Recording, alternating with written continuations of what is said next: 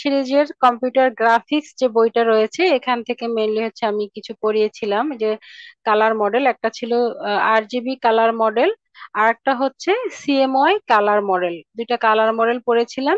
এবং এখান থেকে ডিরেক্ট কোডিংটা পড়েছিলাম, যে বিভিন্ন কালার আসলে কিভাবে কোড করা হয়। ঠিক আছে, যেমন RGB কালার এর মাধ্যমে আসলে কিভাবে এই কালার গুলোকে বিটের মাধ্যমে রিপ্রেজেন্ট করা হয় এবং কিভাবে ইন্টেন্সিটি ভ্যালিউ চেঞ্জ হয়। তো মোর বেসিক যেটা ছিল সেটা ছিল যে আমার বেসিক যে কনফিগারেশন সেটা হচ্ছে পার কালারের জন্য 1 বিট করেছিল, অর্থাৎ টোটাল কালারের জন্য আমার 3টা বিট লাগছে। এবং সেক্ষেত্রে প্রত্যেকটা কালারে 1 বিট করে ইউজ করেছি, সেটা ছিল 3 বিটস পার কালার। তার মানে হচ্ছে এটা হচ্ছে একদম বেসিক লেভেলের যেটা সেটা মোর বেসিক কনফিগারেশন। আর যেটা হচ্ছে হাই রেজলিউশন পিকচারের জন্য ব্যবহার করা হয় এবং সেটাকে আমরা বলেছিলাম ট্রু কালার রিপ্রেজেন্টেশন, সেটা হচ্ছে কি যে পার কালারের জন্য 8 বিট করে ব্যবহার করা হতো, অর্থাৎ 1 বাইট। অর্থাৎ এক্ষেত্রে একটা কালারকে রিপ্রেজেন্ট করা হয় হচ্ছে 24টা বিটের মাধ্যমে বা 3 বাইটস এর মাধ্যমে। ঠিক আছে, অর্থাৎ এটাকে ট্রু কালার রিপ্রেজেন্টেশন বলা হয়ে থাকে, অথবা হাই ডেফিনিশন বলা হয়ে থাকে। তো এক্ষেত্রে আবার কিছু সুবিধা অসুবিধার কথাও পড়েছিলাম, যে আসলে এটা যেগুলো পড়ানো হয়ে গেছে আমি আমার ডিটেলসে না যাই।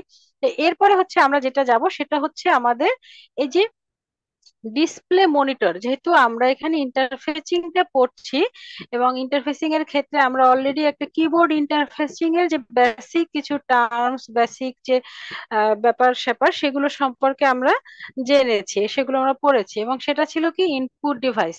তো আমরা এখন একটা আউটপুট ডিভাইসটা দেখবো, সেটা হচ্ছে কি ডিসপ্লে মনিটর। তো এটার ক্ষেত্রে হচ্ছে আমাদের ওই কালার কোডিংটা কাজে লাগবে, যেটা আমরা পড়ে এসেছি কালার মডেল এবং কালার কোডিংটা, সেটা আমার কাজে লাগবে যখন হচ্ছে আমরা কালার মনিটরটা পড়বো। ঠিক আছে, তো আমি হচ্ছে ডিসপ্লে মনিটরের একদম বেসিক লেভেলটা বোঝার জন্য, যেমন আমরা তো আসলে ধাপে ধাপে আসলে এক একটা ডেভেলপমেন্ট হয়ে থাকে। তো একদম প্রাথমিক লেভেলের যে মনিটরটা ছিল, যেটা আসলে বর্তমানে ব্যবহার করা হয় না, বাট সেটা থেকে আমরা শুরু করবো যে আসলে কেন এবং কিভাবে একটা ধাপের পরে আর একটা ধাপ এসেছে। ঠিক আছে, তো সেজন্য আমরা বেসিক লেভেলে যেটা ছিল সেটা হচ্ছে সাদা কালো একটা মনিটর। ঠিক আছে, যেটাকে বলা হয় হচ্ছে monochromatic display monitor. Monochromatic display monitor, এটা হচ্ছে সাদা কালো মনিটরের জন্য। এবং এই সাদা কালো মনিটর এবং মনিটরের তো আসলে বিভিন্ন ধরন রয়েছে, যেটা যেমন বর্তমানে আমরা LCD মনিটর, তারপর LED মনিটর, প্লাজমা মনিটর, এরকম বিভিন্ন ধরনের মনিটর রয়েছে, যেটা আমরা ব্যবহার করে থাকি ল্যাপটপ স্ক্রিনে অথবা ডেস্কটপের জন্য। বাট এই যে 5 7 8 ইয়ার্স আগেও যেটা ছিল সেটা হচ্ছে ল্যাপটপের জন্য হয়তোবা আমাদের এই যে LED LCD মনিটরটা বেশি চলছে, বাট আমরা হচ্ছে ডেস্কটপের জন্য বেশিরভাগ ক্ষেত্রে দেখা যেত CRT মনিটর। ঠিক আছে, তো সেই CRT মনিটর মানে হচ্ছে কি, CRT এটা কিন্তু মানে CRT, ঠিক আছে, এটা মানে হচ্ছে ক্যাথোড রে টিউব। সিআরটি তে হয় হচ্ছে ক্যাথোড রে টিউব। ঠিক আছে, তো এই CRT মনিটরটা কিন্তু আসলে ব্যবহার করা হতো। তো আজকের হচ্ছে সেই CRT মনিটরেরই একটু বেসিক যে অ্যানাটমি, যেটা এখানে বলা আছে anatomy of A monochromatic CRT, তো এইটা সম্পর্কে আমরা একটু দেখি যে এটা আসলে কিভাবে কাজটা করে। তো এটা এই যে মনোক্রোমাটিক CRT যেটাই হোক, যে কোনো মনিটরই হোক, সেটা কিন্তু আমরা যে বললাম কতগুলো বিট রিপ্রেজেন্টেশন এগুলো বলেছি, তো এই যে ডিজিটালি রিপ্রেজেন্টেড যে ইমেজ গুলো আছে এগুলোকে কিন্তু আমাদের ভিজুয়ালি মানে আমরা যাতে বুঝতে পারি সেরকম পিকচারে কনভার্ট করে নেয় মনিটর গুলো। ঠিক আছে, এখন তাহলে এটা বলেছি যে আসলে আমার এই যে মনোক্রোমাটিক CRT যেটা রয়েছে, এটার মেইন ব্যাপারটাই হচ্ছে এর এই যে টিউবটা, এখানে দেখো একটা টিউব আকৃতি রয়েছে। আগে হয়তো বা আগে টেলিভিশনের ক্ষেত্রে বা অনেকে হয়তো শুনেছো যে টিউব নষ্ট হয়ে গেছে, এরকম একটা টার্ম হয়তো শুনেছো যে এবং টিউব হয়তো দেখেছো অনেকে, যে এখানে যে স্ট্রাকচারটা রয়েছে এরকম একটা স্ট্রাকচার থাকতো টিভির মনিটরের যে পিছনে সেখানে থাকতো, বা আমাদের কম্পিউটারের মনিটরের পিছনে এরকম থাকতো। সেটা ছিল গ্লাস, কাচের তৈরি করা ছিল। এবং এখানে তাহলে এটা হচ্ছে মেইন কম্পোনেন্ট আমার সিআরটি মনিটরের জন্য, ঠিক আছে। এবং এইটা হচ্ছে ভ্যাকুয়াম টিউবের মতো, আমরা ভ্যাকুয়াম টিউবের কথা শুনেছি। তো এটা হচ্ছে কাচের তৈরি একটা মানে ভ্যাকুয়াম টিউবের মতো। এবং এইটার হচ্ছে এক প্রান্তে থাকে কানেক্টর, ঠিক আছে, বেশ কিছু কানেক্টর থাকে, এরা কি করে কানেক্ট করে কিসের সঙ্গে, কন্ট্রোল সার্কিটের সঙ্গে। কন্ট্রোল সার্কিট থাকে, সেই কন্ট্রোল সার্কিটে আবার বিভিন্ন তথ্য, বিভিন্ন ইমেজের তথ্য এসে জমা হয়, সেই অনুযায়ী এই কানেক্টরের মাধ্যমে তথ্যগুলো হচ্ছে টিউবে পাঠায়, ঠিক আছে। এটা হচ্ছে এক প্রান্তে তাহলে কানেক্টর রইলো, আর এক প্রান্তে হচ্ছে আমার এই যে স্ক্রিনটা, ঠিক আছে, এইটা থাকে অন্য প্রান্তে, মানে এটা ছিল অন্য প্রান্তে, এই স্ক্রিনটা থাকে।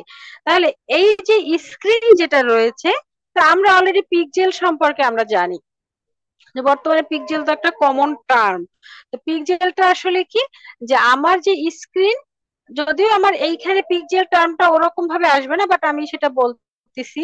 তো এইখানে সিআরটি মনিটরের ক্ষেত্রে কি হয়, ওই যে পার পিকজেল পজিশন বা পার পজিশনে হচ্ছে কিছু ফসফোর ডট রাখা হয়, এটা একটা স্পেশাল ম্যাটেরিয়াল এই ডিসপ্লে স্ক্রিনে থাকে। যেমন আমরা যে আয়নাগুলো ব্যবহার করি, আয়নার পিছনে একটা প্রলেপ দেয়া থাকে, ঠিক আছে, সে কারণে আয়নায় হচ্ছে আমরা আমাদের প্রতিবিম্ব দেখতে পাই। ওই প্রলেপটা না থাকলে কিন্তু এটা ট্রান্সপারেন্ট আয়না হয়, অর্থাৎ আমরা প্রতিবিম্ব না দেখে অপর পাশ দেখতে পাই, এরকম একটা ব্যাপার। তো এখানেও কিন্তু এই স্ক্রিনের পিছনে একটা এরকম প্রলেপ থাকে, এবং সেটা থাকে একটা স্পেশাল ম্যাটেরিয়ালের, ম্যাটেরিয়ালটা হচ্ছে কি ফসফোর, ম্যাটেরিয়ালটাকে বলা হয় ফসফোর ম্যাটেরিয়াল।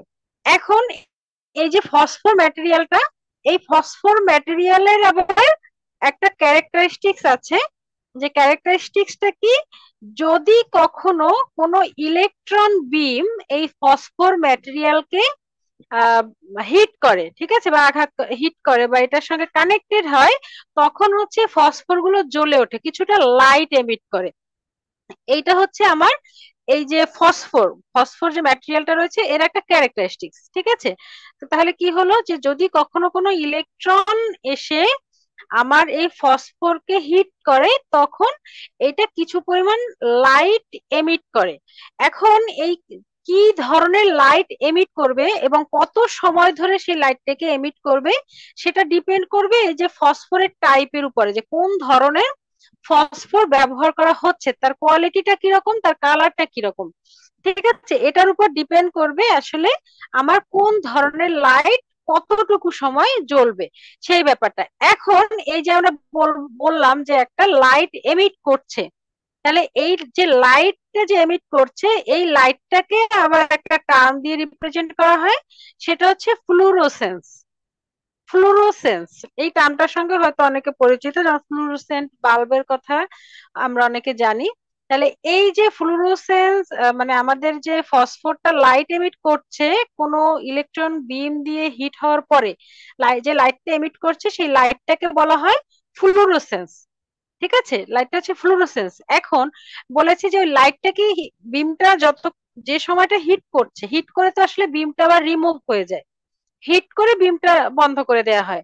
তাহলে এই যে হিট করলো, তারপরে আবার বিমটা বন্ধ হয়ে গেল বা রিমুভ করা হলো, তখন কি হয়, এই যে রিমুভ করার পরেও ওই যে ফসফোর ডট যেটা রয়েছে, সেই ফসফোরটা কিছু সময়, মানে লাইট, আরো কিছু সময় লাইট এমিট করে।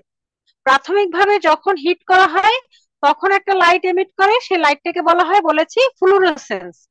এরপরে হচ্ছে ওই লাইটটা যখন আমার বিমটা রিমুভ করে নেওয়া হয়, তখন ওই লাইটটা আরো কিছু সময় জ্বলে থাকে এবং আস্তে আস্তে সেটা ডাউন হয়ে যায়, ঠিক আছে, অন্ধকার হয়ে যায়। এইটা হচ্ছে ফসফোরিক ক্যারেক্টারিস্টিক্স। তাহলে এই যে প্রথমে যখন হিট করলো তখন যে লাইটটা জ্বলে উঠলো সেইটাকে বলেছি ফ্লুরোসেন্স।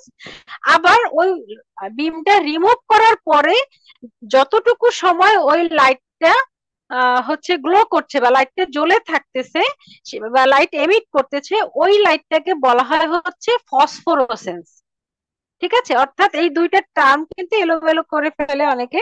যখন বিমটা হিট করলো তখন যে লাইটটা জ্বলে উঠলো বিম থাকাকালীন অবস্থায়, সেটাকে বলা হয় ফ্লুরোসেন্স। বাট যখন বিমটা আমি রিমুভ করলাম, যদি হিট করা অবস্থায় থাকে, টাচ করা অবস্থায় থাকে, তখন তো অবশ্যই জ্বলবে, তো সেই টাচ করা অবস্থায় জ্বললে ফ্লুরোসেন্স, বাট যখন ওইটা সরে যাবে তখনও যে পরিমাণ সময়টা জ্বলবে সেই লাইটটাকে বলা হয় ফসফোরোসেন্স। এবং এই ফসফোরোসেন্স বা এই লাইটটা কতটুকু সময় জ্বলছে, ইলেকট্রন বিমটা সরিয়ে নেওয়ার পরেও লাইটটা কতটুকু সময় জ্বলছে, সেই টার্মটাকে বলা হয় ফসফোরেট পারসিস্টেন্স। ঠিক আছে, তাহলে আমরা তিনটা টার্ম কিন্তু এখানে মানে আমরা শিখলাম, যে একটা হচ্ছে ফ্লুরোসেন্স, একটা হচ্ছে ফসফোরোসেন্স, আর একটা হচ্ছে ফসফোরস পারসিস্টেন্স। ঠিক আছে, তাহলে ফসফোরস পারসিস্টেন্সটা হচ্ছে, এটা হচ্ছে একটা টাইমের রেসপেক্টে, আর ফ্লুরোসেন্স আর ফসফোরোসেন্স হচ্ছে কি, এটা হচ্ছে লাইট এমিটের রেসপেক্টে এই টার্মগুলোকে বর্ণনা করা হচ্ছে। আচ্ছা যাই হোক, এটা হচ্ছে বিভিন্ন টার্ম। এখন এখানে আরো তো বিভিন্ন কিছু আছে, যেমন আচ্ছা এখানে আরো বেশ কিছু জিনিস আছে, সেগুলো কি, যেমন এইখানে কানেকশনের মানে কানেক্টর যেগুলো আছে, কানেক্টরের পরে কিন্তু এখানে একটা ইলেকট্রন বিম ইন্ডিকেট করা, ইলেকট্রন গান ইন্ডিকেট করা আছে। অর্থাৎ এই যে কানেক্টরের এখানে যে কন্ট্রোল সার্কিট গুলো রয়েছে, তারা ইমেজ সম্পর্কিত কিছু ইনফরমেশন পাঠাবে কানেক্টরের মাধ্যমে। এরপরে হচ্ছে কি, ইলেকট্রন গান, ওই অনুযায়ী ইলেকট্রন গানে ওখানে কিছু হিটের ব্যবস্থা করা থাকবে, যেটার মাধ্যমে উত্তপ্ত হয়ে ইলেকট্রন গুলো এক্সাইটেড হয়ে ওই ইলেকট্রন গান থেকে সেটা বিম আকারে বের হবে। ঠিক আছে, তো ইলেকট্রন, তাহলে ইলেকট্রন গানের কাজ হচ্ছে ইলেকট্রন বিম গুলোকে মানে কি বলে, বের করে দেয়া। ঠিক আছে, সেন্ড করে দেয়া স্ক্রিনের দিকে, এটা হচ্ছে ইলেকট্রন গানের কাজ। ঠিক আছে, এখন এই ইলেকট্রন গুলো আসলে কিভাবে যাবে এবং কখন যাবে কখন যাবে না, কখন একটু কম যাবে কখন একটু বেশি যাবে, তা আমরা বলেছি যে এখানে ইন্টেনসিটির একটা ব্যাপার রয়েছে, যেটা ডিরেক্ট কোডিং এর সময়ও আমি পড়িয়েছি, বা কালার যেমন আর জিবি, যে তিনটা কালার আমরা জানি যে এই তিনটা কালারের মাধ্যমে যে কোনো কালার তৈরি করা পসিবল, বাট এটার একটা নির্দিষ্ট মাত্রা রয়েছে।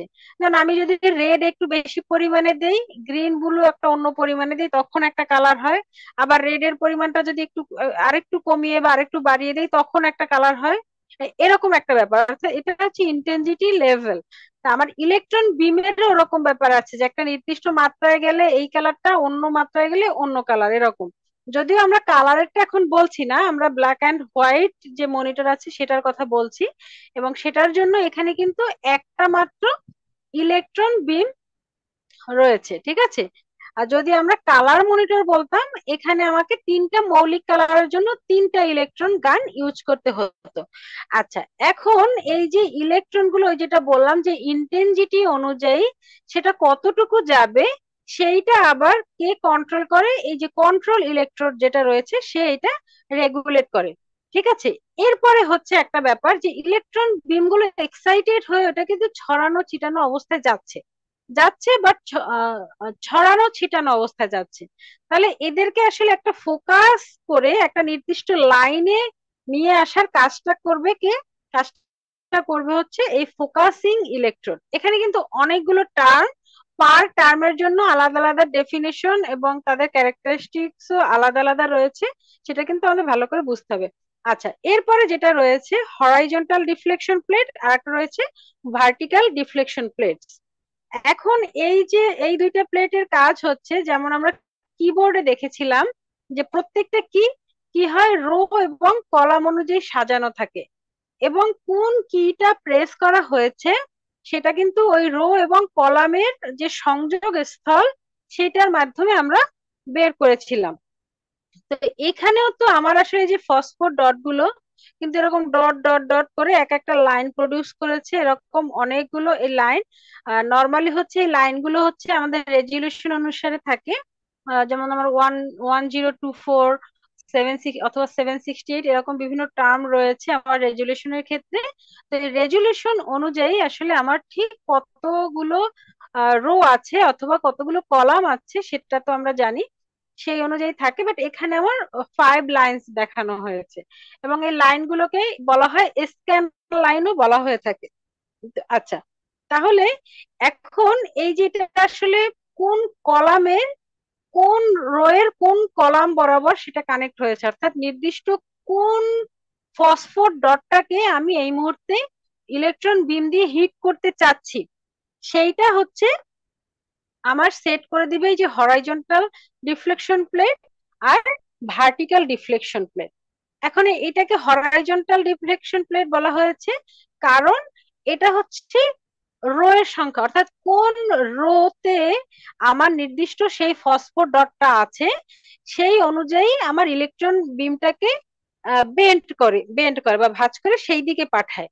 আর ভার্টিক্যাল যেটা, এটা হচ্ছে ওই রো এর, অর্থাৎ হরাইজন্টাল ডিফ্লেকশন প্লেট যে রোটাকে আসলে সিলেক্ট করে দিয়েছে সেই রো এর কত নাম্বার কলাম পজিশনে আমার হিট করতে হবে আমার নির্দিষ্ট ফসফোর ডটটা রয়েছে, সেইটাকে হচ্ছে ঠিক করে দেয় ভার্টিক্যাল ডিফ্লেকশন প্লেট।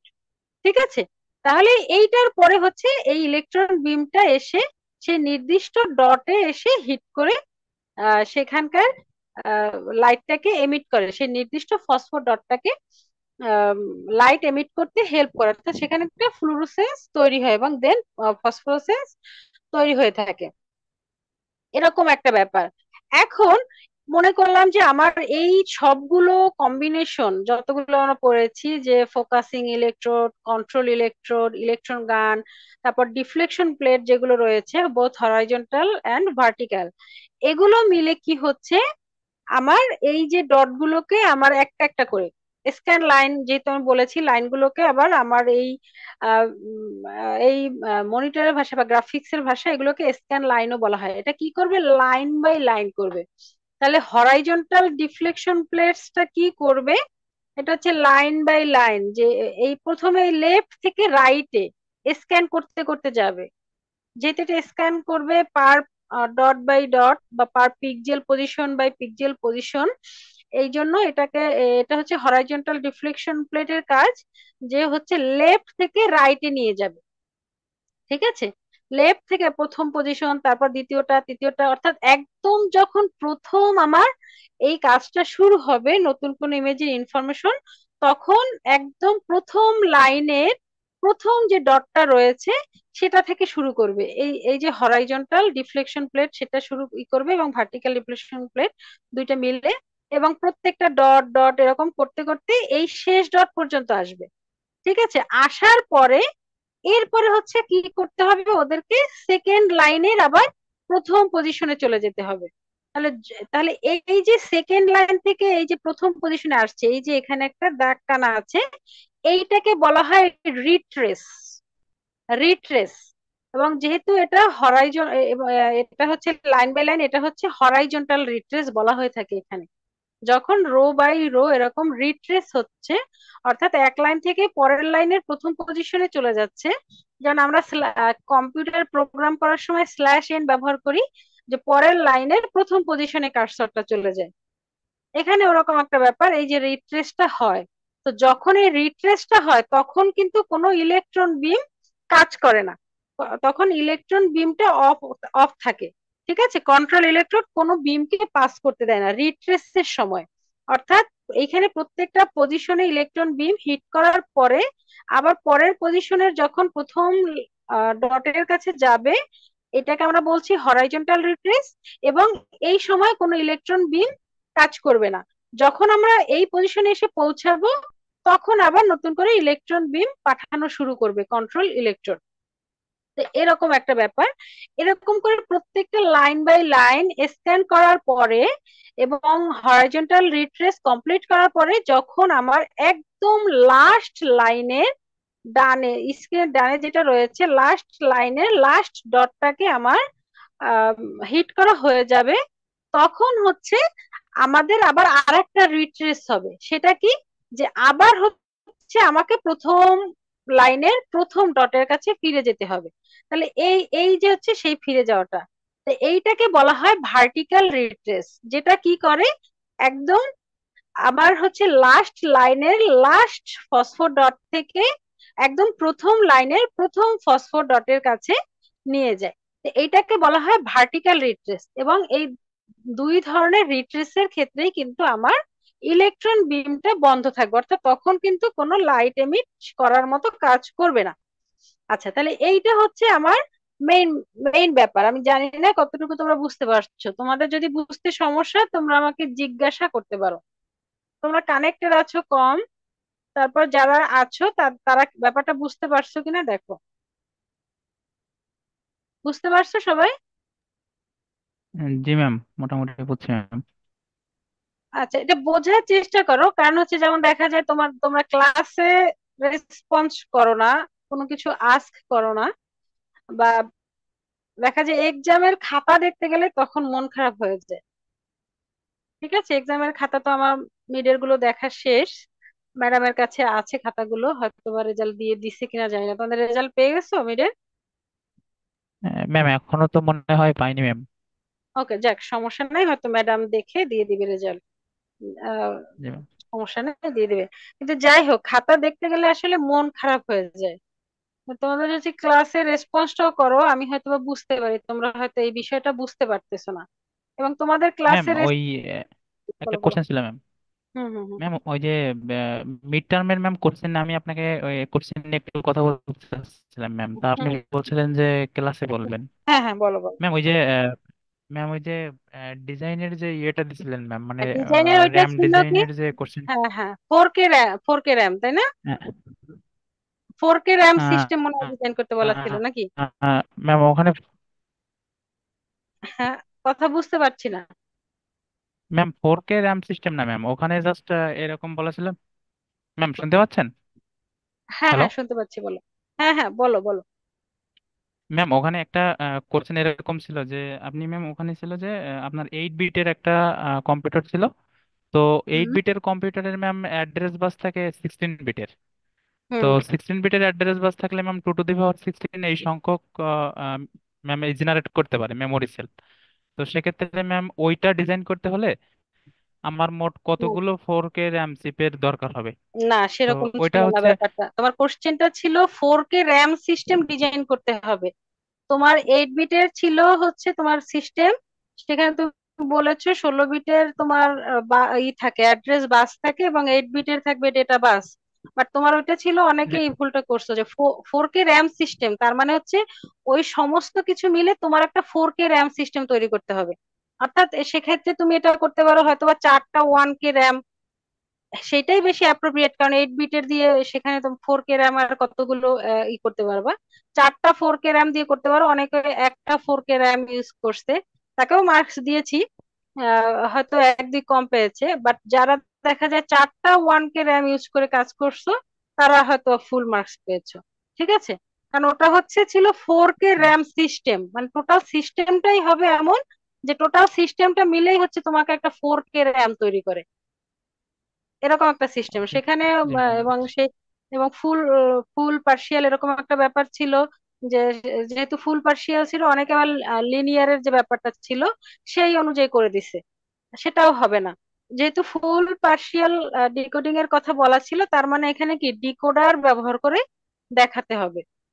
সেখানে চাইলে তুমি 2 to 4 ডিকোডার ইউজ করতে পারো, অথবা 3 to 8 সেটা ইউজ করতে পারো। তবে যেহেতু 4K RAM সিস্টেম, সেক্ষেত্রে 2 to 4 ডিকোডার ইউজ করাই হচ্ছে প্রিফারেবল।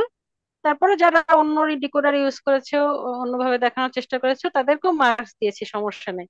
কিন্তু আমার মনে হয় তোমাদের ওইটাই বুঝতে সমস্যা হয়েছে, যে 4K RAM সিস্টেম কথাটা ছিল। এই কথাটা অনেকে না বোঝার কারণে দেখা যায় 2 to the power 16 করে ওই 16টা হয়তো বা র্যাম কানেক্ট জি ম্যাম, করছে জি অনেক। ম্যাম, জি ম্যাম, হ্যাঁ হ্যাঁ হ্যাঁ ম্যাম, এই এই হ্যাঁ এই বিষয়টা ম্যাম আমিও হ্যাঁ বুঝি নাই ম্যাম, ওই হ্যাঁ কোশ্চেনে ধরতে পারছিলাম। হ্যাঁ। কিন্তু যেহেতু আলটিমেটলি ওই হুম আমি ম্যাম ওই যে জাস্ট 4K, আমি চিন্তা করছিলাম ম্যাম এরকম যে 4K র্যাম হুম চিপ দিয়ে আমি জাস্ট 2 টু দি পাওয়ার 16 এটা ভাগ করে ম্যাম মোট মানে 16টা 4K র্যাম চিপ ইউজ করলে টোটাল হুম হুম হুম। 64 মেমোরি পাওয়া যায় ম্যাম। আমি হ্যাঁ ওই হ্যাঁ চিন্তা করে দিছিলাম ম্যাম, কিন্তু আলটিমেটলি হ্যাঁ বুঝতে হ্যাঁ, আমি পারিনি। বুঝতে পারছি, এইটাই অনেকে করছে, কিন্তু সিস্টেম কথাটার দিকে খেয়াল করলে হয়তো তোমরা এটা বুঝতে পারতা। যেহেতু ফোর কিন্তু ম্যাম কে কোশ্চেনটা যদি র্যাম এরকম, হুম, বলো। কিন্তু ম্যাম কোশ্চেনটা যদি এরকম হতো ম্যাম যে 4K র্যাম চিপ ডিজাইন করতে হবে, মানে 1K র্যাম চিপ দিয়ে, সেক্ষেত্রে ম্যাম বুঝতে কোনো সমস্যা হতো না। কিন্তু ওই র্যাম সিস্টেম বলাতে ম্যাম আমরা অনেকেই হয়তো বুঝতে পারিনি ম্যাম যে আসলে এটা যে অনেকেই সমস্যাটা। অনেকেই কিন্তু অ্যান্সার করছে ভালোভাবেই, অনেকে অ্যান্সার করছে, কয়েকজনের সমস্যা হয়েছে আর কি। জি অনেকেই ম্যাম। সুন্দর করে আনসার করছে। এবং 1K র্যামই যে ব্যবহার করতে এরকম না, 4Kও ব্যবহার করে। একটা অনেকে হয়তো বা একটা 4K র্যাম ইউজ করেছে, তো সেটা মার্কস পেয়েছে, সেটাও সমস্যা নাই। তবে 1K টাই বেশি প্রিফারেবল, কারণ একটা 4K র্যাম ইউজ করলে অনেকগুলোই অ্যাড্রেস লাইন দেখা যায় আনইউজড থেকে যায়। তো সেক্ষেত্রে যে আর হচ্ছে এত ছোট ইসে 4K র্যাম একটা ব্যবহার করে দেখানোর থেকে দেখা যায় যারা 1K করে ব্যবহার করেছে সেইটা বেশি প্রিফার করা হয়েছে। কিন্তু তার মানে এই না যে যারা 4K ব্যবহার করে করছে, যে একটা 4K সিস্টেম দেখাইছে তারা মার্কস পায়নি, এরকম না, তারাও মার্কস পেয়েছে। এবং সেই জি সঙ্গে ম্যাম। মেমোরি ম্যাপের একটা ব্যাপার কিন্তু ছিল, যে মেমোরি ম্যাপটা আবার দেখা যায় অনেকে শুধু ডিজাইনটা করছে বাট মেমোরি ম্যাপটা শো করে নাই, তারা হয়তো হাফ মার্কস পেয়েছে এরকম। মার্কস তো জি ম্যাম। কম, 3 মার্কস ছিল, হয়তো বা 3-1.5-2 এরকম তারা পেয়েছে যদি মেমোরি ম্যাপটা না দেখাইছে। আর যারা টোটালটা দেখাইছে তারা ফুল মার্কস পেয়েছে, ম্যাম সমস্যা ওখানে নেই। মেমোরি ম্যাপের ক্ষেত্রে ম্যাম ওই যে ফার্স্ট অ্যাড্রেসটা ম্যাম আমি যদি আগে থেকে মানে যে কোনো একটা ধরে নিই ম্যাম, তাহলে তো সেক্ষেত্রে হবে মানে ফার্স্ট অ্যাড্রেসটা ম্যাম। ফার্স্ট অ্যাড্রেসটা হ্যাঁ সেরকম করে করা যাবে যদি নিজেরা ধরে নাও।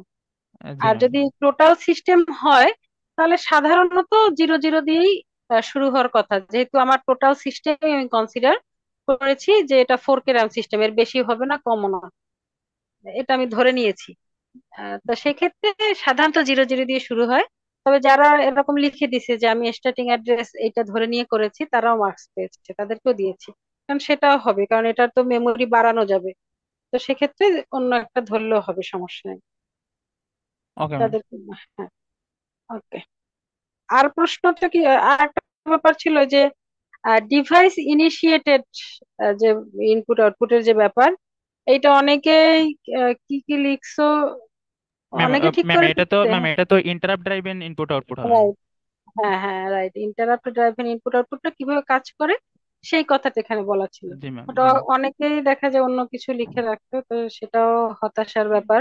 এইটা ম্যাডাম ওই আসলে বইতে ছিল ম্যাম, বইটা ফলো করছিলাম ম্যাম, এই জন্য আর কি বইয়ের বই ছাড়াই তো দেখা যায় অন্য যেগুলো আছে সেক্ষেত্রে সিপিইউ কে নিজে ব্যস্ত, এটা আমি ক্লাসেও একদম খুব সুন্দর করে উল্লেখ করে বলে দিয়েছিলাম যে অন্য ক্ষেত্রে হচ্ছে সিপিইউ নিজে অ্যাকশনটা নেয়, নিজে হচ্ছে পেরিফেরাল কে বারবার চেক করে যে ও কিছু দিবে কিনা, ওর কিছু দেয়ার আছে কিনা। বাট ইন্টারাপ্টে কি হয়, ওটা সিপিইউ নিজের মতো কাজ করতে থাকে, ওকে বারবার চেক করতে হয় না। যখন পেরিফেরাল ডিভাইস গুলো কোনো কিছু দরকার হয় ইনপুট ডিভাইসের বা আউটপুট ডিভাইসের, তখন ওরা নিজেরা যোগাযোগ করে যে আমার এখন এটা দরকার। তার মানে কি, ডিভাইস ইনিশিয়েটেড, এটা ডিভাইস, পেরিফেরাল ডিভাইসটা নিজে ইনিশিয়েট করছে। অর্থাৎ সিপিইউ নিজে বারবার চেক করতে হচ্ছে না, সিপিইউ ইনিশিয়েট করছে না। তো এইটা হচ্ছে ক্লাসে আমি বারবার বলেছিলাম যে ইন্টারাপ্টের সুবিধা হচ্ছে এইটা যে সিপিইউ কে বারবার চেক করতে হয় না।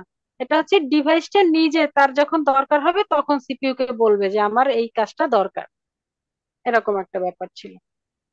আর একটা জি কোশ্চেন ম্যাম। ছিল, আমার তো মনে নাই যদিও। আর একটা কি ছিল, মনে আছে তোমাদের? Ma'am twice কমপ্লিমেন্টারিটি।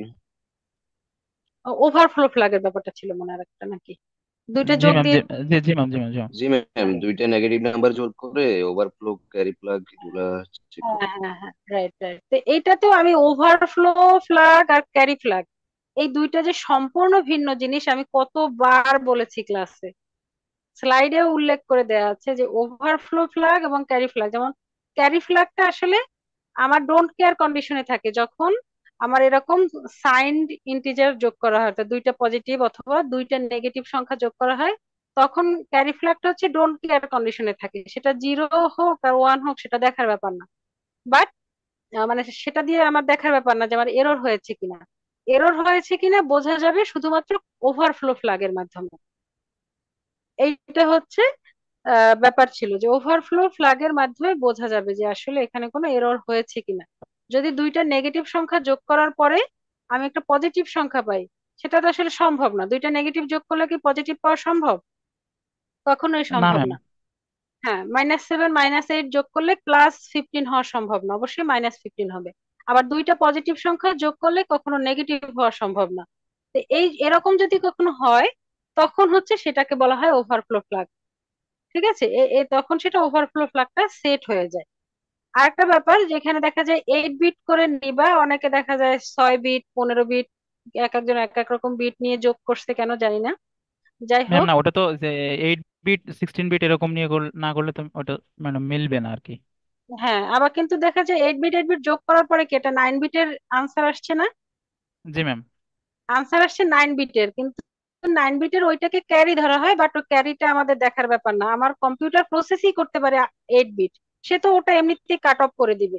তো বাদ বাকি যে 8 বিট থাকবে, সেই 8 বিটের মধ্যে আমার প্রথম বিটটা 1 নাকি 0, সেইটার মাধ্যমে হচ্ছে আমার সাইন বিটটা নির্ধারণ করতে হবে। যদি 1 থাকে নেগেটিভ, 0 থাকলে পজিটিভ।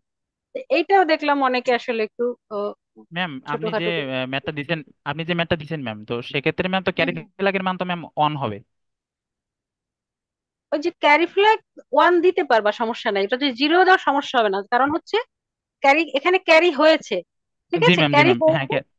হ্যাঁ, এখানে ক্যারি হয়েছে, বাট যখন ওভারফ্লো থাকে তখন ও ক্যারি ফ্ল্যাগটা ডোন্ট কেয়ার এর মতো কাজ করে ম্যাম কম্পিউটারের তাহলে ক্ষেত্রে। ম্যাম ম্যাম তাহলে ক্যারি ফ্ল্যাগের মান আমি অন দিলে তো ম্যাম আলটিমেটলি কোনো সমস্যা নাই, মানে এখানে না তো না, ওভারফ্লো ফ্ল্যাগ অন হয়েছে। হ্যাঁ হ্যাঁ হ্যাঁ হ্যাঁ, এটা হচ্ছে ক্যারি ফ্ল্যাগ 1 দিলেও সমস্যা নেই, 0 দিলেও সমস্যা নেই, এখানে অলরেডি ক্যারি একটা আছে, ক্যারি হয়েছে, তো ক্যারি 1ই দিবা। জি কিন্তু ম্যাম। কম্পিউটারের কি- ক্ষেত্রে আমি বলেছি, কম্পিউটারের ক্ষেত্রে হচ্ছে এরকম কাজ হয়, যদি সেটা ওভারফ্লো ফ্ল্যাগের ব্যাপার থাকে, সেক্ষেত্রে আসলে ক্যারি ফ্ল্যাগটা 0 নাকি 1 সেটা চেক করে না কম্পিউটার। সেটা কম্পিউটারের ক্ষেত্রে বলেছি, বাট এখানে তো ক্যারি আছে আর কি। জি ম্যাম, বুঝছি।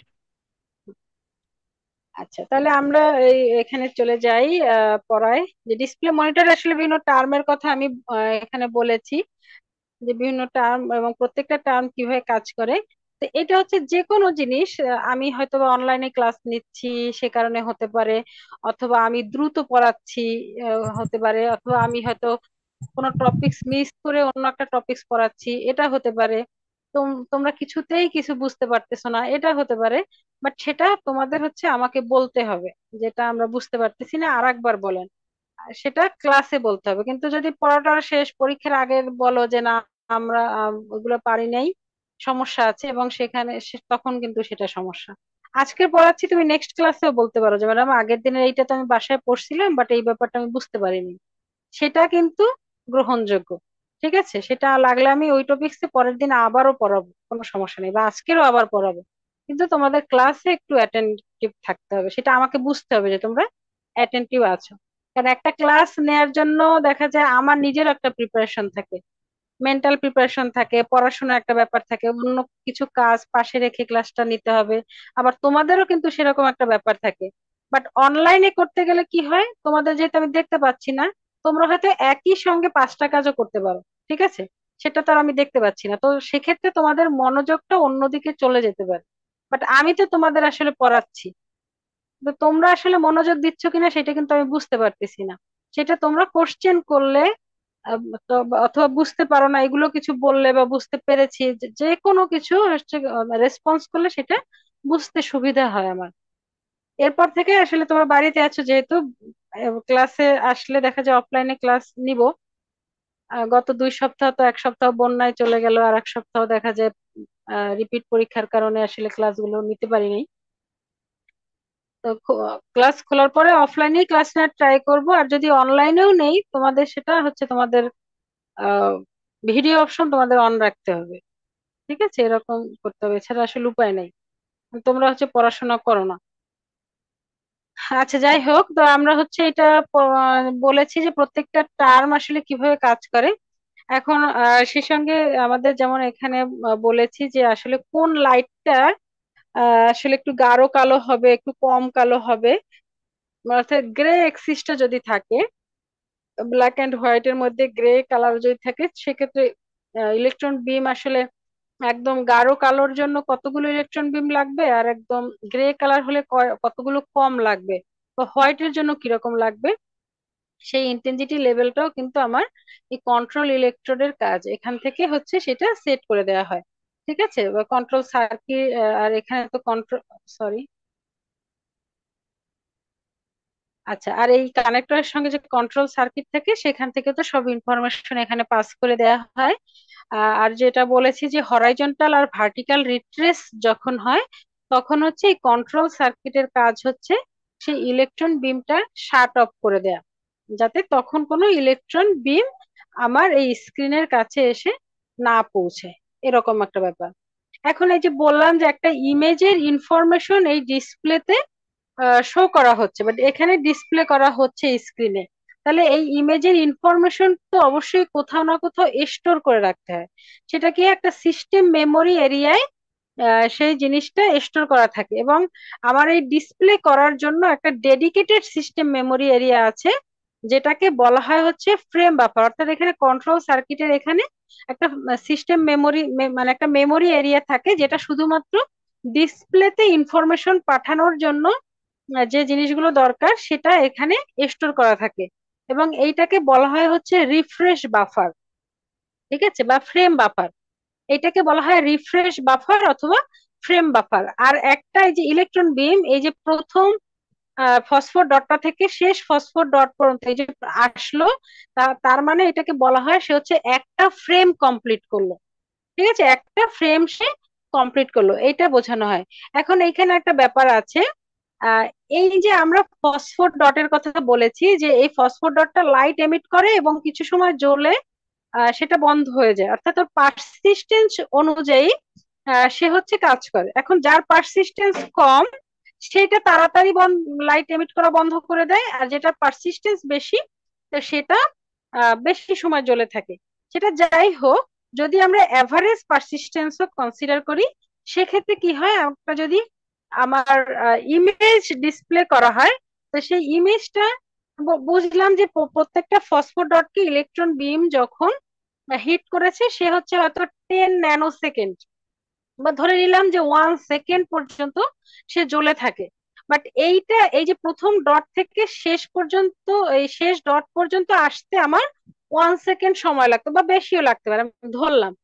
তাহলে এই যে এই পর্যন্ত আসলো, প্রথম ডটটা যখন জ্বলে উঠেছে, তারপর বলেছি যে ওর পারসিস্টেন্স হচ্ছে 1 সেকেন্ড, তার মানে ও 1 সেকেন্ড পর্যন্ত জ্বলবে।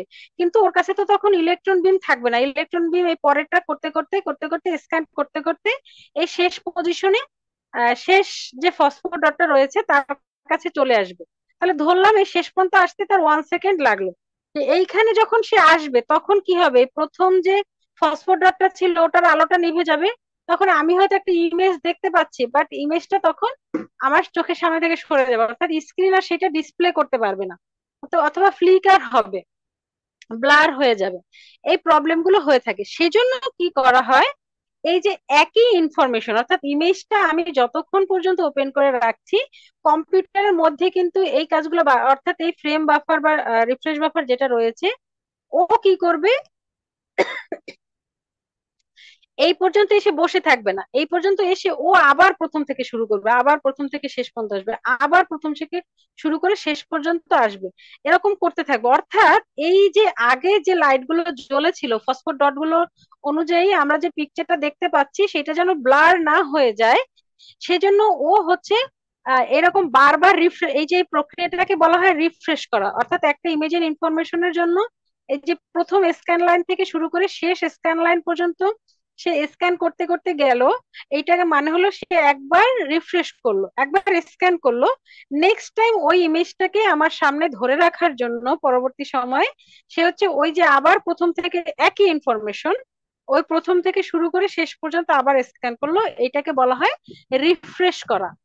এখন এই রিফ্রেশ রেটটা আসলে কিরকম সেটার উপরও কিন্তু ইমেজ কোয়ালিটিটা, অর্থাৎ ইমেজটা বা ভিডিওটা আমি কিভাবে পারসিভ করছি, ভিজুয়ালি কিভাবে আমি সেটা দেখতে পাচ্ছি, সেটা ডিপেন্ড করছে।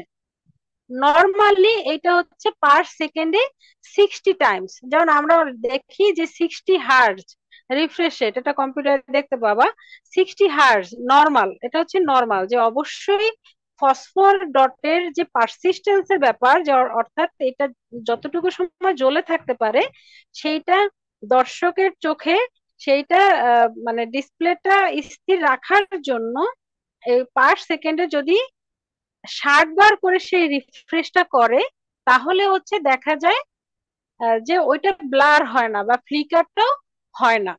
ঠিক আছে, এর থেকে কমও করা যেতে পারে, বা এর থেকে কম করলে কি হয়, হয়তো আমি 30 হার্টজ করলাম, অর্থাৎ পার সেকেন্ডে সে 30 বার 30 বার হচ্ছে এটা রিফ্রেশ করলো। তখন কি হয়, যে আমরা একটু পর ছবিটা দেখছি, একটু পর ঝাপসা হয়ে গেল, আবার হয়তো ঠিক মতো দেখছি, আবার একটু পর ঝাপসা, আবার ঠিক দেখছি, আবার ঝাপসা, এরকম হয়। আবার 60 থেকে শুরু করে এটা 70 পর্যন্ত যেতে পারে, কিছু কিছুতে হয়তো 75 হার্জ হতে পারে। বাট যদি অনেক বেশি হয়ে যায়, হয়তো কেউ 90 হার্জ দিয়ে দিল, তখন কি হয়, অর্থাৎ পার সেকেন্ডে সে 90 বার রিফ্রেশ করছে, তখন এই ইলেকট্রন বিম গুলো আসলে এমন ভাবে দ্রুত হিট করতে থাকে ফসফর ডট গুলোকে, তখন আসলে ওই যে বলে পিকচার টিউব পুড়ে গেছে বা কিছু এই জাতীয় সমস্যা হতে পারে, অর্থাৎ স্ক্রিনে যে ফসফর ডট গুলো আছে ওগুলো পুড়ে যেতে পারে এই যে খুব দ্রুত করলে। এই জন্য স্ট্যান্ডার্ড মান হচ্ছে 60 হার্টজ, তবে 70 হার্টজ রয়েছে, আবার অনেক ক্ষেত্রে 50 হার্টজও ব্যবহার করা হয়। এখন হয়তো বা আবার এরকম রয়েছে যে কোনো কোনো মনিটরের হয়তো কিছু প্রবলেম রয়েছে, সে হয়তো পার সেকেন্ডে 60 টাইমস রিফ্রেশ করতে পারে না। সেক্ষেত্রে কি হয়, সে পার সেকেন্ডে হয়তো 30 বার রিফ্রেশ করতে পারে। তখন সে একটা টেকনিক অবলম্বন করে, সেটা কি, সে হচ্ছে এইখানে যে লাইনগুলো রয়েছে, সরি, আচ্ছা, এখানে যে লাইনগুলো রয়েছে এই লাইনগুলোকে সে রিফ্রেশ করবে কিভাবে, প্রথমবারে শুধু অড লাইনগুলোকে সে মানে রিফ্রেশ করবে, স্ক্যান করবে প্রথমবারে। তার পরের বারে যখন সে আবার এই শেষ থেকে শুরু করবে, প্রথমে আসবে এই শেষ থেকে, সরি, এই শেষ থেকে শুরু করে প্রথমে প্রথমে হয়তো বা সে 1 নম্বর লাইন, তারপর 3 নম্বর লাইন, তারপর 5 নম্বর লাইন রিফ্রেশ করবে। তারপরে যখন আবার শুরু করবে তখন সে 2 নম্বর লাইন, 4 নম্বর লাইন করবে, আবার পরে শুরু করবে 1 3 5 এরকম করে। অর্থাৎ সে কিন্তু পার সেকেন্ডে 30 বার পারে, এবং সে 30 বারই করছে, বাট সেটা আমরা বুঝতে পারবো না। কারণ কি, কারণ এই যে পিকজেল পজিশন বা এই ফসফোডটের পজিশন গুলো এত কাছাকাছি থাকে যে দেখা যায় প্রথম রোতে যে ইনফরমেশন, বেশিরভাগ ক্ষেত্রে সেকেন্ড রোতেও প্রায় মোরালেস সেম ইনফরমেশন থাকে। তো সেক্ষেত্রে কি হয়, যদি এরকম এক লাইন বাদ দিয়ে রিফ্রেশ করা হয়, তার সেক্ষেত্রে আমাদের সামনে কিন্তু ওই যে 60 হার্জ রিফ্রেশ রেটের যে ব্যাপারটা, ওইরকম একটা, প্রায় ওই রকম একটা ভিউই আমাদের সামনে চলে আসে। এরকম একটা ব্যাপার এখানে হয়, এবং এই যে টেকনিকটা, অর্থাৎ রিফ্রেশ রেট ওর যা রয়েছে সেটাকে ডাবল করে দেয়া, অর্থাৎ ওর রিফ্রেশ রেট হচ্ছে 30 হার্টস, বাট সেটাকে ডাবল হয়ে হয়ে যাচ্ছে 60 হার্টস।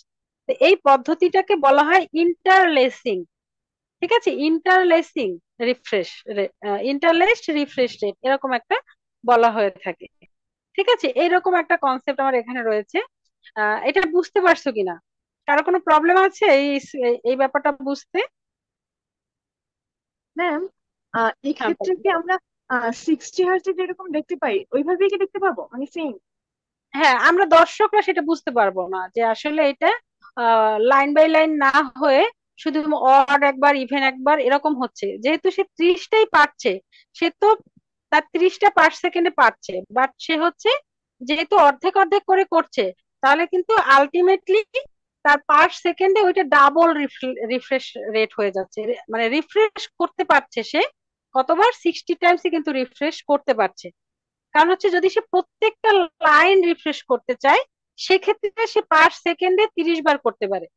বাট যেহেতু সে প্রত্যেকটা লাইন করতেছে না, সে অর্ধেক লাইন করছে, সেক্ষেত্রে কিন্তু সে পার সেকেন্ডে ওই 60 বারই রিফ্রেশ করতে পারছে আলটিমেটলি, কারণ তার যেহেতু অর্ধেক অর্ধেক করে করছে, এই জন্য তার টাইমটাও অর্ধেক লাগছে। তাই ওই নির্দিষ্ট, অর্থাৎ সে ওই 30টা ঠিকই বলছে, বাট 30টাকে সে কিন্তু আসলে 15 বা মানে 15 বলি 30 সেকেন্ডেই কিন্তু সে ওইটা করে ফেলতে পারছে। হয়তোবা আমার লাইন রয়েছে 10টা, তাহলে 10টা করতে তার হচ্ছে লাগে 30 সেকেন্ড, বাট সে এখন কি করছে, ওই 10টা না করে সে 5টা করছে, তাহলে 5টার জন্য তার অবশ্যই কত লাগছে, তার 15 সেকেন্ড লাগছে। জি ম্যাম। ঠিক আছে, তাহলে 10টার জন্য তার হচ্ছে 30 সেকেন্ডই লাগছে।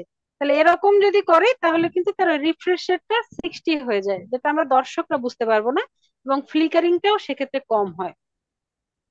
কিন্তু ইন্টারনাল হচ্ছে ওই মেকানিজমটা, তাকে আলাদা একটা হয়তো বা অ্যালগোরিদম অ্যাপ্লাই করতে হয় সেখানে। আচ্ছা, তাহলে এইটা হচ্ছে আমার, সরি, গেল এটা কিভাবে কাজ করে এটা, এবং এখানে কিন্তু আমরা অনেকগুলো টার্ম শিখেছি, ফসফোরোসেন্স, ফ্লুরোসেন্স, পারসিস্টেন্স, আর রেজুলেশন তো এটা সম্পর্কে আগেই জানি। আর একটা টার্ম যেটা রয়েছে অ্যাসপেক্ট রেশিও, এই টার্মটা আমরা জানি, টেলিভিশনের ক্ষেত্রে রয়েছে। এটা সাধারণত হচ্ছে আমাদের যে রেজুলেশনটা থাকে সেইটার রেশিওটা হিসাব করলে কিন্তু আমার অ্যাসপেক্ট রেশিও হয়। যেমন হরাইজন্টালি এবং ভার্টিক্যালি কতগুলো পিক্সেল আছে সেটার রেশিওটা করলেই আমাদের সেখান থেকে অ্যাসপেক্ট রেশিওটা বের হয়। আরেকটা ব্যাপার রয়েছে, এই যে আমার ডিসপ্লে রয়েছে, আমরা কিন্তু পড়েছি মনোক্রোমাটিক, কালারটাও পড়বো আমরা।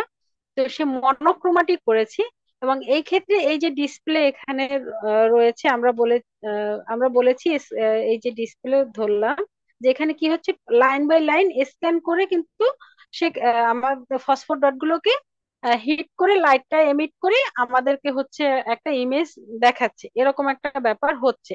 তাহলে এইটাকে আসলে বলা হয় হচ্ছে রাস্টার স্ক্যান ডিসপ্লে। ঠিক আছে, রাস্টার স্ক্যান ডিসপ্লে। লিখতে পারছি না। আচ্ছা, রাস্টার স্ক্যান, ঠিক আছে, রাস্টার স্ক্যান ডিসপ্লে। অর্থাৎ লাইন বাই লাইন করে, অর্থাৎ টোটাল যে ফসফর ডট গুলো রয়েছে স্ক্রিনে সে সবগুলোকে হিট করেই এই কাজটা করছে। তো এইটাই নর্মালি ব্যবহার করা হয়। এটা হচ্ছে রাস্টার স্ক্যান ডিসপ্লে। আর এই ডিসপ্লে মনিটরের আর একটা ধাপ হচ্ছে, সেটাকে বলা হয় র্যান্ডম স্ক্যান ডিসপ্লে। ঠিক আছে, র্যান্ডম স্ক্যান ডিসপ্লে। তো র্যান্ডম স্ক্যান ডিসপ্লেতে কি হয়, এই লাইন বাই লাইন স্ক্যান করে না। এবং এটা করা হয় না কারণ এখানে শুধুমাত্র এই যে র্যান্ডম স্ক্যান ডিসপ্লে যেগুলো রয়েছে, এটা সাধারণত আমরা যে ইমেজ গুলো দেখি টেখি সেগুলোর ক্ষেত্রে ব্যবহার করা হয় না। এগুলো সাধারণত যারা আর্কিটেক্ট বা অন্য কেউ, যে বিভিন্ন ডিজাইন পারপাজে ব্যবহার করা হয়, যেখানে বিভিন্ন লাইন ড্রয়িং অ্যালগোরিদম অ্যাপ্লাই করে কাজ করে, সেরকম ডিসপ্লেতে ব্যবহার করা হয়। এক্ষেত্রে কি হয়, লাইন বাই লাইন করা হয় না। কারণ আমি এখানে হয়তোবা এ লিখতে চাচ্ছি, সেক্ষেত্রে সেই এটা লেখার জন্য কিন্তু আমার এই লাইন বাই লাইন প্রত্যেকটা করে, যেমন এইখানে আমার কিছু নাই, এইখানে কিছু নাই, তারপর আমার প্রত্যেকটা লাইনকেই কিন্তু স্ক্যান করতে হচ্ছে। বাট র্যান্ডম স্ক্যানে কি হচ্ছে, যেহেতু এটা কতগুলো লাইন ড্রয়িং অ্যালগোরিদমের মতো কাজ করে, তো ও কি করবে, আমার এই এ লিখতে শুধুমাত্র ঠিক যে যে পজিশনে আমার দরকার, হিট করা দরকার, শুধুমাত্র সেই পজিশন গুলোই হিট করবে। বাট এরকম লাইন বাই লাইন কিন্তু সে হিট করবে না। কারণ এ লেখার জন্য আমার প্রথমে এই পজিশন, প্রথম এই যেটা মাথাটা হিট করতে হবে, তারপর আসতে পরের লাইনের এই দুইটা, এই যতটুকু আমার দরকার শুধুমাত্র সেইটুকুই হিট করবে, টোটাল স্ক্রিনটাকে সে হিট করবে না। এবং এইটা সাধারণত বিভিন্ন লাইন ড্রয়িং যে পারফরমেন্স রয়েছে, যেসব কাজ করা হয় সেখানে ব্যবহার করা হয়। যদিও এটা বেশিরভাগই অবসলিট বর্তমানে, তেমন একটা ব্যবহার করা হয় না। তো কিছু কিছু হয়তো বা একদম বেসিক লেভেলে যারা এই আর্কিটেকচার কাজগুলো করে থাকে তারা এটা ব্যবহার করে। ঠিক আছে, তাহলে এটা হচ্ছে র্যান্ডম স্ক্যান ডিসপ্লে। আচ্ছা, এরপরে যেটা রয়েছে আসলে কালার মনিটরের যে ব্যাপারটা। আচ্ছা, কালার মনিটরে কি হয় আমি আগে একবার বলেছি, যেমন এখানে যে ইলেকট্রন বিমটা রয়েছে, সেই ইলেকট্রন বিমটা রয়েছে একটা। আর যখন আমরা কালার মনিটরের দিকে যাব, এই যে যেমন এখানে রয়েছে, তো কালার মনিটরের জন্য এখানে দেখো আমার ইলেকট্রন বিম রয়েছে তিনটা। ঠিক আছে, এখন এই কালার ডিসপ্লের আবার একটা ব্যাপার আছে, এটাও দুই ধরনের হতে পারে। একটা হচ্ছে বিম পেনিট্রেশন মেথড, আর একটা হচ্ছে এই যে শ্যাডো মাস্ক মেথড। ঠিক আছে, বিম পেনিট্রেশন মেথড যেটা, ওইটা সাধারণত র্যান্ডম স্ক্যান ডিসপ্লেতে ব্যবহার করা হয় যে কোনো দুইটা কালারের জন্য। র্যান্ডম স্ক্যানে কিন্তু দুইটা কালারে কাজ করবে, একটা হচ্ছে হয় ব্যাকগ্রাউন্ড থাকবে সাদা, উপরে কালো, কালো কালারের যে কোনো লেখা, অথবা ব্যাকগ্রাউন্ড থাকবে কালো, উপরে সাদা কালারের যে কোনো লেখা, এরকম থাকতে পারে। আর কালার মনিটরের ক্ষেত্রে যখন ওই র্যান্ডম ডিসপ্লে কাজ করে, সেখানে সাধারণত লাল এবং সবুজ কালার ব্যবহার করা হয়, এবং এটাকে বলা হয় বিম পেনিট্রেশন মেথড। আচ্ছা, আর যেটা শ্যাডো মাস্ক, এইটা শ্যাডো মাস্কেরও আবার দুইটা ধরন আছে। একটা হচ্ছে ডেল্টা ডেল্টা, আর একটা হচ্ছে ইনলাইন কনফিগারেশন। এরকম দুইটা রয়েছে। তো এইখানে যে ফিগারটা দেয়া আছে এটা হচ্ছে ডেল্টা ডেল্টা। ডেল্টা বলা হয় কেন, এই যে আমরা ডেল্টা কিন্তু ত্রিভুজের মতো করে লিখি, অর্থাৎ ট্রায়াঙ্গেল। তো এখানে এই যে আর জিবি যে ইলেকট্রন আছে, বা এটাকে হচ্ছে ট্রায়াঙ্গেলের মতো করে সাজানো থাকে। ঠিক আছে, আর এইখানে যে আর জিবি যেটা রয়েছে এইটাও কিন্তু আমার ওইরকম ট্রায়াঙ্গেলের মতো করে থাকে, অর্থাৎ তিনটা ডট ট্রায়াঙ্গেল আকার তৈরি করে ডেল্টার মতো করে। এই জন্য এইটাকে বলা হয় হচ্ছে ডেল্টা মাস্ক। ঠিক আছে, ডেল্টা ডেল্টা কনফিগারেশন। তাহলে এইখানে কি হয়, এখানে নর্মালি যে ভিতরে যেগুলো থাকে সেগুলো কিন্তু ওই আমাদের আগের মতোই যে সিস্টেম গুলো ছিল, অর্থাৎ কন্ট্রোল ইলেকট্রোড, ফোকাসিং ইলেকট্রোড, যেগুলো ছিল সবকিছু এখানে থাকবে, বাট সেটা এখানে দেখানো হয় নাই। যেটা পার্থক্য সেটা দেখানো আছে, যেন এখানে তিনটা কালারের জন্য তিনটা আলাদা আলাদা ইলেকট্রন বিম থাকবে। প্লাস সেই সঙ্গে এইখানে আমি আগে শুধুমাত্র পার পিক্সেল পজিশনে একটা করে ফসফোর ডটের কথা বলেছি, বাট এখন এখানে পার পিক্সেল পজিশনে ফসফোর ডটও থাকবে তিনটা।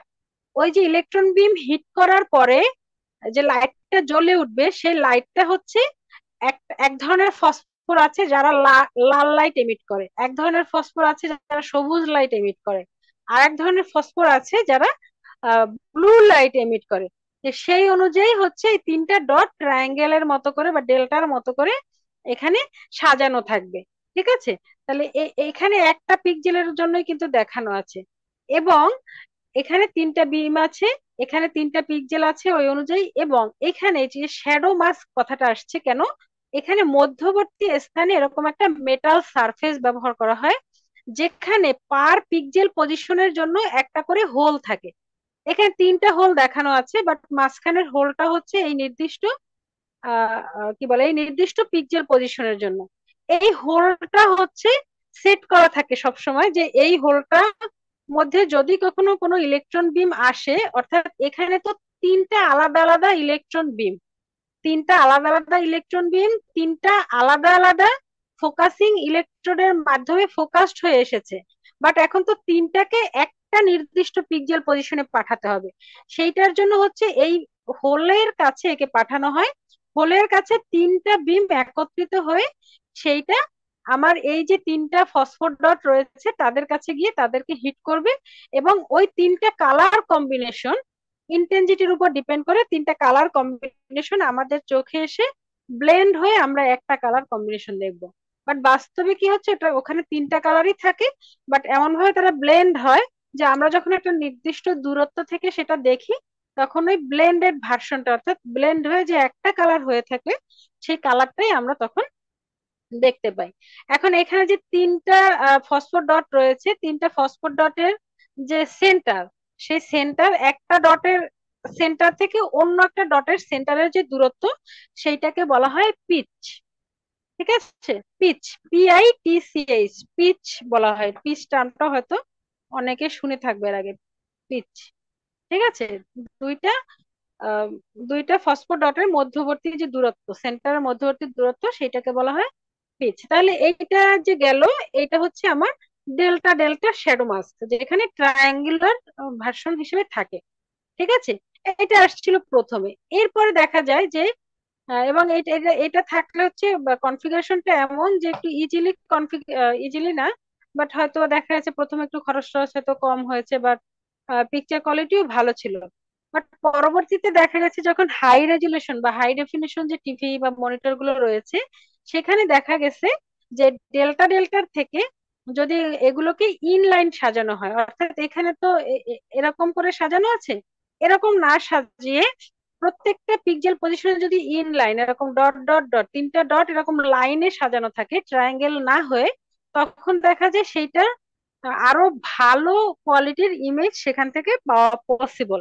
এবং সে কারণে হাই ডেফিনিশন টিভির যে মনিটর গুলো আছে সেক্ষেত্রে ইনলাইন কনফিগারেশনটাই ব্যবহার করা হয়। ঠিক আছে, তো এইটা হচ্ছে আমার সিআরটি মনিটরটা কিন্তু পড়লাম। ঠিক আছে, বলেছি যে সিআরটিটা ব্যবহার করা হয় না বর্তমানে, তারপরেও আমরা সেই সিআরটি মনিটরটা একটু পড়লাম, এটা বেসিকটা বুঝলাম। এরপরে নেক্সট ক্লাসে হচ্ছে আমরা এলসিডি মনিটরটা একটু পড়বো। মনিটর তো অনেক ধরনেরই আছে, দেখা যায় এলইডি, প্লাজমা, অনেক কিছুর কথা বলেছি, বাট আমরা সেগুলো সব পড়বো না। আমরা সিআরটিটা পড়েছি এবং বর্তমানে যেটা ব্যবহার করা হয় বেশি এলসিডি, সেইটা পড়বো।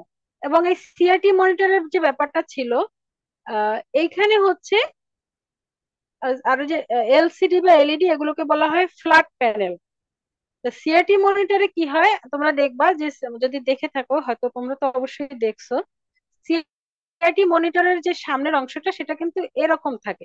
ঠিক আছে, একটা বাক্স, ঠিক আছে, বাট সামনের অর্থাৎ যে কোনো দর্শক সে যদি ঘরে দেখা যায় মনিটরটা এখানে, বাট এই কোনায়ও যদি একজন দর্শক থাকে অথবা এই কোনায় দর্শক থাকে, তারাও কিন্তু খুব ভালোভাবে মনিটরটা থেকে সবকিছু স্পষ্ট দেখতে পারে।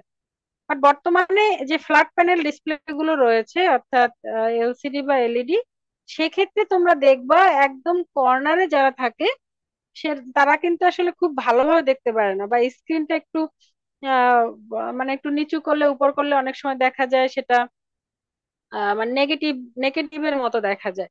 ঠিক আছে, এইরকম এই সমস্যাটা আছে। তারপর ভালো কোয়ালিটির ইমেজ এখানে পাওয়া যায়, এটা একটা ব্যাপার। আর একটা যেটা ব্যাপার রয়েছে, সিআরটি মনিটর যেটা ছিল, এখানে হচ্ছে ইলেকট্রোম্যাগনেটিক ফোর্স ব্যবহার করা হয় বা হতো। সে কারণে এটা আসলে ওই যে আমরা বলি যে আসলে মনিটরের দিকে তাকিয়ে থাকলে চোখের ক্ষতি হয়, সেটা কিন্তু আসলে সিআরটি মনিটর থেকেই মেইনলি আসছে। যে আমরা যদি সিআরটি মনিটর যেটা ছিল, সিআরটি মনিটর, ওইটা ব্যবহার করলে ওইটার যে রশ্মিটা সেটা কিন্তু আমাদের চোখের ক্ষতি করে। ঠিক আছে, বাট ফ্ল্যাট প্যানেল ডিসপ্লে বা এলসিডি তে কিন্তু এই ব্যাপারটা নাই। এখান থেকে ওরকম কোনো রশ্মি নির্গত হয়ে আমাদের চোখের ক্ষতি করে না। বাট এখানে বা যে ধরনের মনিটরই হোক না কেন, যাই হোক না কেন, সেটার দিকে যদি একাধারে অনেকক্ষণ তাকিয়ে থাকা হয়, সেটা চোখের উপর প্রভাব পড়বে, সেটা অন্য ব্যাপার। বাট যে রশ্মি কেন্দ্রিক যে চোখের ক্ষতিটা, সেটা আমার এলসিডি বা এলইডি মনিটরে সেটা হয় না, সেটা সিআরটি ডিসপ্লেতে হয়। এবং এইটা তো আমরা জানি এটা অনেক ওজন ছিল, দামে সস্তা বাট ওজন অনেক বেশি ছিল, জায়গা অনেক বেশি লাগতো রাখার জন্য, অনেক ইনস্ট্রুমেন্ট রাখতো, এইসব কারণে কিন্তু এইটা আসলে আস্তে আস্তে অবসলিট হয়ে গিয়েছে। এবং বর্তমানে এই কারণে ফ্ল্যাট প্যানেল ডিসপ্লে গুলোই হচ্ছে সব ঘরে ঘরে এখন, টিভির মনিটর হোক কম্পিউটারের মনিটর হোক সবকিছুই ফ্ল্যাট প্যানেল ডিসপ্লেটাই হচ্ছে সবকিছু দখল করে নিয়েছে, এরকম একটা ব্যাপার। তো পরের ক্লাসে আমি আসলে তোমাদেরকে সেই এলসিডি মনিটরটা সম্পর্কে একটু দেখানোর চেষ্টা করব, এবং তারপর হচ্ছে আমাদের এই ডিসপ্লে বেসিকটা আসলে শেষ হয়ে যাবে। এর পরবর্তীতে আমি প্রিন্টার সম্পর্কে অনেক ডিটেলস পড়াবো না, হালকা একটু প্রিন্টার সম্পর্কে আইডিয়া দিব। আর একটা ব্যাপার তোমাদের রয়ে গেছে, যেমন বর্তমানে আমরা আসলে ইউএসবি ব্যবহার করি সব জায়গায়, ইউনিভার্সাল সিরিয়াল পোর্ট। তো আগে বিভিন্ন ধরনের পোর্ট ছিল, সেটা থেকে বর্তমানে আসলে সবকিছুতেই আগে যেরকম কিবোর্ডে এক ধরনের পোর্ট, মাউসে এক ধরনের পোর্ট, মনিটরের এক ধরনের পোর্ট, আবার প্রিন্টারের জন্য এক ধরনের পোর্ট এরকম ছিল। তো বর্তমানে সেটা না করে আমরা হচ্ছে একত্রিত করে একটা ইউনিভার্সাল পোর্টে নিয়ে আসছি, সেটা হচ্ছে কি ইউএসবি পোর্ট। ঠিক আছে, বর্তমানে কিন্তু অনেক ধরনের প্রজেক্টরও ইউএসবি পোর্ট ব্যবহার করে, যদি ছোটখাটো যে প্রজেক্টর গুলো আছে ব্যবহার করা হয়। তো সেটা পড়বো, তারপরে আমাদের মোটামুটি আমরা থিওরিটা শেষ করব। প্রিন্টার এবং ইউএসবি পোর্টটা পড়ে মোটামুটি থিওরি শেষ করব। তারপর ল্যাবের যে ব্যাপারটা রয়েছে, ল্যাবের ব্যাপারে একটু কথা বলি। যে আমরা যে ল্যাব গুলো মানে করব, তো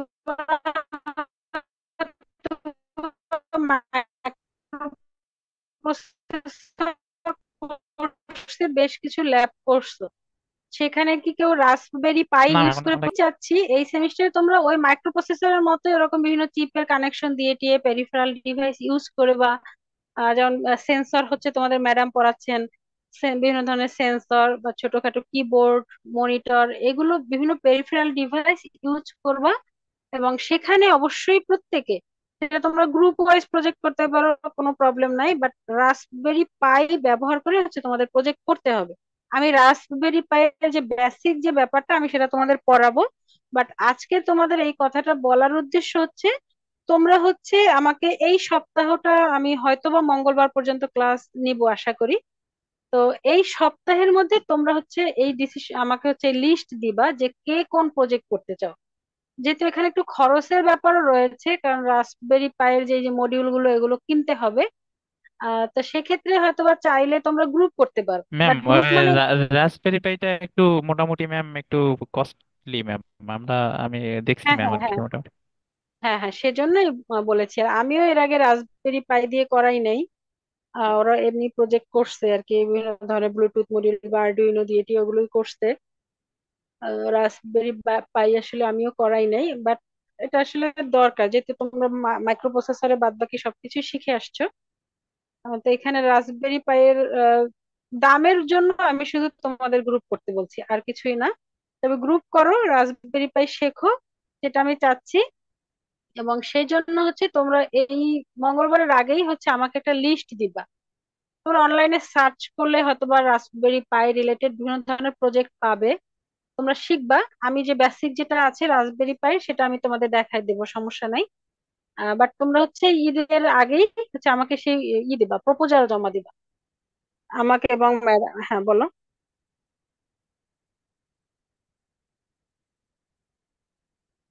গ্রুপ সাধারণত তো ইন্ডিভিজুয়াল করলে ভালো হয়, কারণ 6 সেমিস্টার ইন্ডিভিজুয়ালি হচ্ছে প্রেফার করা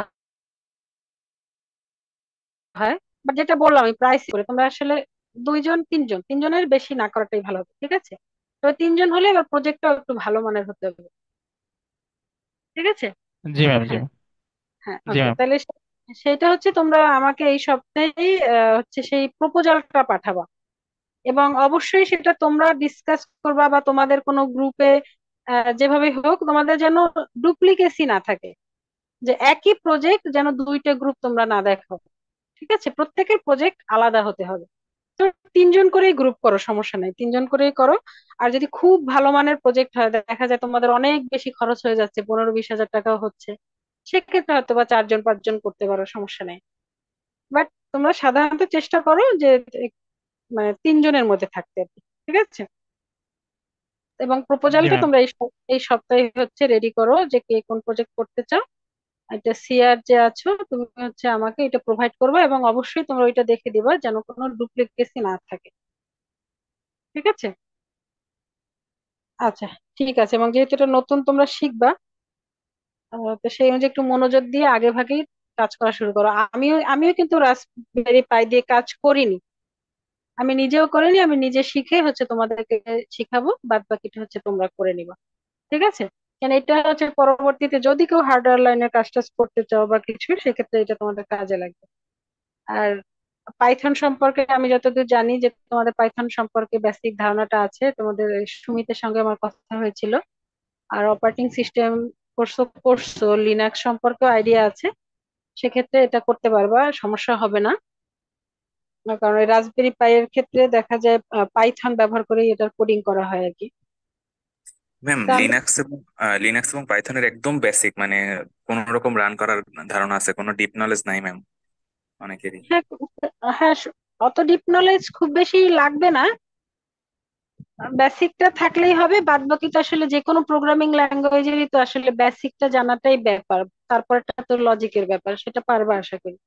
তারপরে সমস্যা হলে অনলাইন আছে, আমি আছি, আমিও লাগলে আবার যেটা না বুঝতে পারো সেটা আমি নিজে শিখে শিখাবো, সমস্যা নাই। ঠিক আছে, তবে শেখো, এটা হচ্ছে যে নতুন কিছু শেখো, একদম মাইক্রো প্রসেসরে যা পড়ছো সেইটাই এখানে ইউজ না করে একটু নতুন কিছু শেখার চেষ্টা করবো আর কি, সেজন্যই বলা। ঠিক আছে, তাহলে আজকে ক্লাসটা শেষ করব। আর অবশ্যই তোমরা প্রজেক্ট রিপোর্টটা কিন্তু একটু যত্ন সহকারে তৈরি করে দিবা, ভালো করে পড়াশোনা করে। মানে কোন প্রজেক্টটায় কি আছে, ছোট প্রজেক্ট, একদম ছোট প্রজেক্টও দিবা না, ঠিক আছে? আচ্ছা, যাই হোক, তা আমি তোমাদের হচ্ছে অ্যাটেন্ডেন্সটা নিচ্ছি। হ্যাঁ, কিছু ম্যাম, বলছো? আমি বুঝতে পারছি, ওয়াইজ হ্যাঁ বলো। মানে এই যে গ্রুপটা, এটা কি রোল ওয়াইজ হবে নাকি নিজেদের ইচ্ছা মতো? নিজেদের ইচ্ছে মতো করো, সমস্যা নেই, যেটা ভালো হয়। তোমরা যদি নিজেরা রোল ওয়াইজ করতে স্বাচ্ছন্দ্য ফিল করো সেটা করতে পারো, সমস্যা নাই। আর আর নিজেদের পছন্দের মানুষের সঙ্গেও করতে পারো, সেটাও সমস্যা নেই। আচ্ছা ম্যাম। আচ্ছা, আমি তোমাদের হচ্ছে অ্যাটেন্ডেন্সটা নিচ্ছি। ID 1, 2, Yes, ma'am. 3, 4, Yes, ma'am. 5, 6,